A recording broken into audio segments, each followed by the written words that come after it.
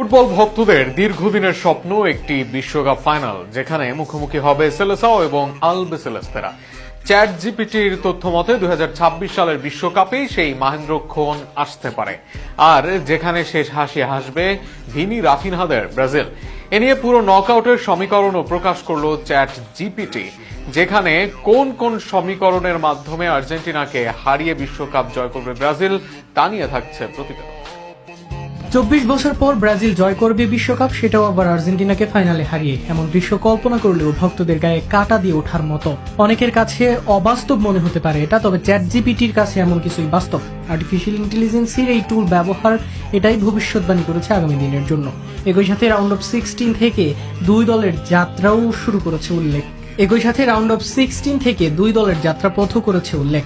Round of 16 বা শেষ 16তে ব্রাজিলের সামনে পড়তে পারে পর্তুগাল। ক্রিস্টিয়ানো রোনালদোর ভারসাম্যপূর্ণ দলের বিপক্ষে